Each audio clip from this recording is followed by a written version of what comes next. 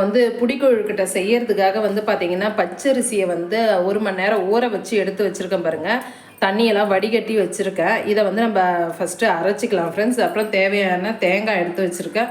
அப்புறம் வந்து எள்ளு எடுத்து வச்சுருக்கேன் ஃப்ரெண்ட்ஸ். எள்ளு தேவைன்னா போட்டுக்கலாம், தேவையில்லைன்னா விட்டுடலாம். அப்புறம் வந்து பாசிப்பருப்பு, பச்சை பயிறு தான் ஃப்ரெண்ட்ஸ் எடுத்து வச்சுருக்கேன். அப்புறம் வெல்லம் எடுத்து வச்சுருக்கேன். ஃபஸ்ட்டு வந்து நம்ம அரிசியை வந்து அரைச்சிக்கலாம் ஃப்ரெண்ட்ஸ் மாவா. இங்கே பாருங்கள் ஃப்ரெண்ட்ஸ், இப்போ வந்து பார்த்திங்கன்னா மாவை நல்லா அரைச்சி எடுத்துக்கிட்ட பாருங்கள். இந்த மாவை வந்து நம்ம இப்போ வந்து அவிச்சிக்கலாம் ஃப்ரெண்ட்ஸ். மாவை வந்து நான் அரைச்சிட்டேன் பாருங்கள். அரைச்சதை வந்து இப்போ வந்து இட்லி பாத்திரத்தில் போட்டு அவிச்சிக்கலாம் ஃப்ரெண்ட்ஸ். இட்லி பாத்திரத்தில் வந்து தண்ணி ஊற்றி வச்சுருக்கேன். கொஞ்சமாக தண்ணி ஊற்றிக்கலாம் இட்லி பாத்திரத்தில். அப்புறம் இட்லி கொத்து வந்து வச்சுக்கலாம் ஃப்ரெண்ட்ஸ். அதுக்கப்புறம் துணி போட்டு நம்ம அந்த மாவை கொட்டி வச்சிடலாம்.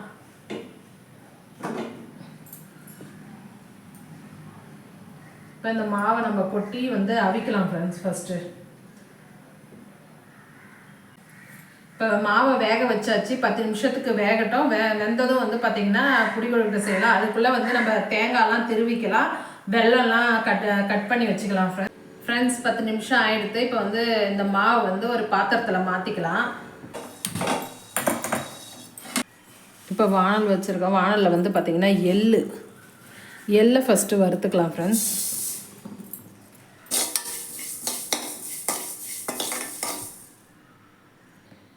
இப்போ எள்ளு வறுத்தாச்சு. இதை வந்து இந்த மாவு கூட சேர்த்துக்கலாம். அடுத்தது பார்த்திங்கன்னா பச்சை பயிரை வறுத்துக்கலாம்.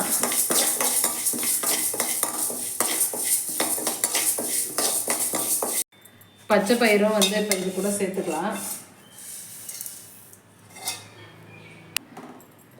தேங்காய் வந்து அப்படியே லைட்டாக வதக்கிக்கலாம்.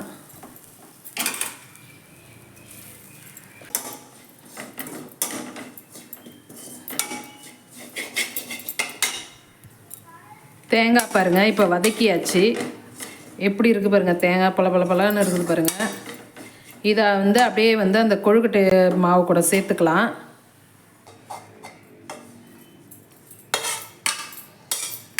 அடுத்தது பார்த்திங்கன்னா வெல்லம் பாகு எடுத்துக்கலாம் ஃப்ரெண்ட்ஸ்.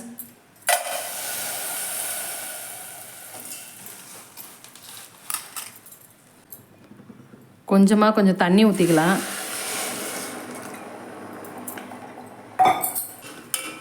வெல்லம் பாகு வந்து பார்த்திங்கன்னா ரொம்ப திக்காக எடுக்கக்கூடாது. இந்த வெல்லம் கரையிற அளவுக்கு எடுத்தால் போதும்.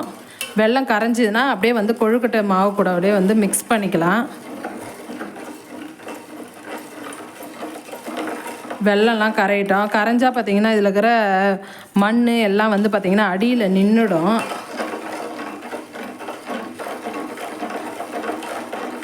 இதிலே பார்த்திங்கன்னா கொஞ்சோண்டு லைட்டாக உப்பு போட்டுக்கலாம்.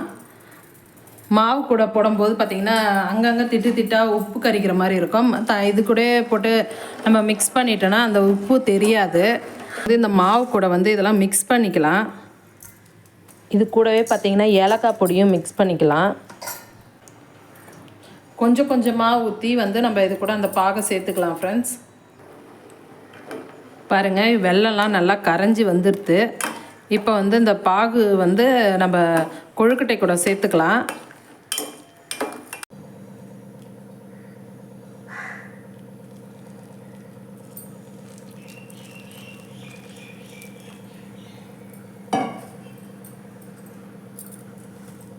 கையால் மிக்ஸ் பண்ண முடியாது, ஏன்னா பாகு எடுத்தது கையில் ஒட்டிக்கும். அதனால் வந்து நம்ம கரண்டியால் வச்சு அப்படியே கொஞ்சமாக பாகை ஊற்றி மிக்ஸ் பண்ணிக்கலாம் ஃப்ரெண்ட்ஸ். பாகு பார்த்திங்கன்னா ரொம்ப சூடாக இருக்கும், அதனால தான் வந்து நம்ம கரண்டியால் மிக்ஸ் பண்ணுறோம். பாருங்கள் ஃப்ரெண்ட்ஸ், மாவு நல்லா ரெடி ஆயிடுச்சு. இதை வந்து நம்ம வந்து புடிக்கொழுக்கட்டைக்கு அழகாக பிடிச்சிக்கலாம் ஃப்ரெண்ட்ஸ். பாருங்கள், இப்படி தான் வந்து நம்ம ஒன்றா பிடிச்சிக்கலாம்.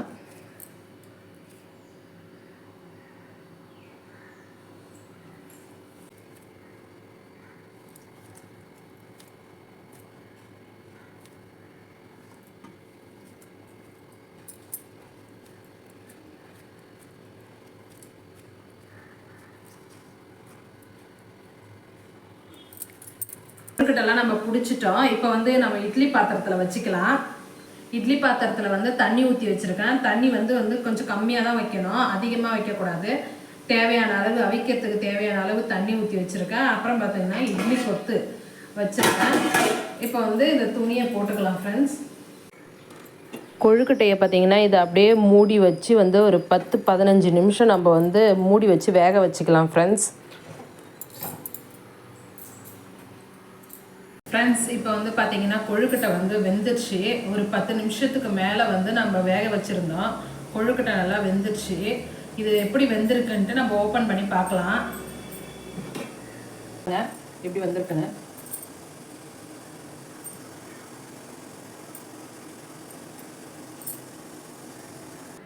சூப்பரான புடி கொழுக்கட்டை ரெடி ஆகிடுது ஃப்ரெண்ட்ஸ். இதே மாதிரி நீங்களும் செஞ்சு பாருங்கள். ரொம்பவே டேஸ்ட்டாக இருக்கும்.